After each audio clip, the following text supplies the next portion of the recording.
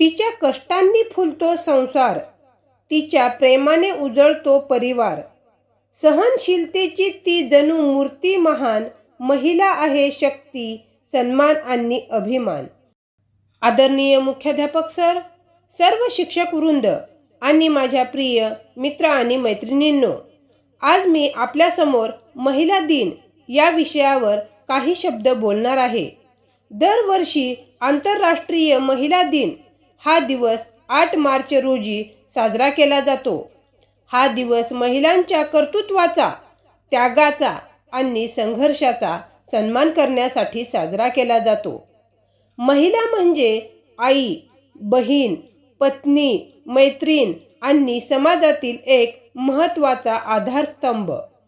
आई आपल्या मुलांसाठी खूप कष्ट करते. ती स्वतःच्या इच्छा बाजूला ठेवून कुटुंबासाठी झटत असते. म्हणूनच आईला पहिली गुरु म्हटले जाते. तिच्या प्रेमामुळे आणि संस्कारांमुळे आपले जीवन सुंदर बनते. आजच्या काळात महिला प्रत्येक क्षेत्रात पुढे जात आहेत. शिक्षण, विज्ञान, क्रीडा, राजकारण, उद्योग अशा सर्व क्षेत्रात महिलांनी मोठी प्रगती केली आहे.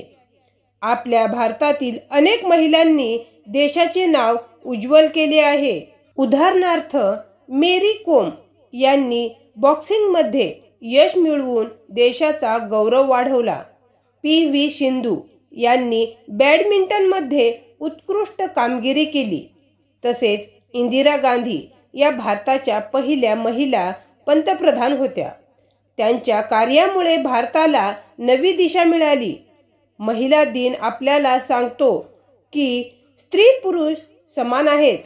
प्रत्येक महिलेला शिक्षण, स्वातंत्र्य आणि सन्मान मिळायला हवा. समाजात अजूनही काही ठिकाणी महिलांवर अन्याय होतो. त्यामुळे आपण सर्वांनी महिलांचा आदर करायला हवा आणि त्यांना पुढे जाण्यासाठी प्रोत्साहन द्यायला हवे. महिला म्हणजे फक्त कुटुंबाची जबाबदारी सांभाळणारी व्यक्ती नाही, तर ती स्वप्न पाहणारी, ध्येय गाठणारी आणि समाज घडवणारी शक्ती आहे. तिच्या आत्मविश्वासामुळे घर आणि देश दोन्ही मजबूत होतात. जर महिला सक्षम असतील तर देशही सक्षम होईल.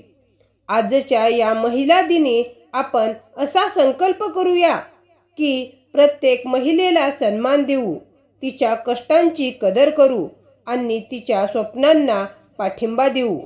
घरापासून शाळेपर्यंत आणि समाजापर्यंत महिलांचा आदर करणे ही आपली जबाबदारी आहे. शेवटी एवढेच सांगू इच्छिते की महिला हीच खऱ्या अर्थाने शक्ती आहे. तिच्या त्यागामुळे आणि प्रेमामुळेच आपले जीवन आनंदी आणि सुंदर बनते.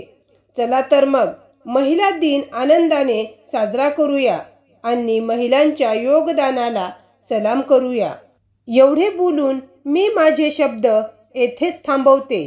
आपण सर्वांनी महिलांचा सन्मान राखूया आणि समानतेचा संदेश समाजात पसरवूया.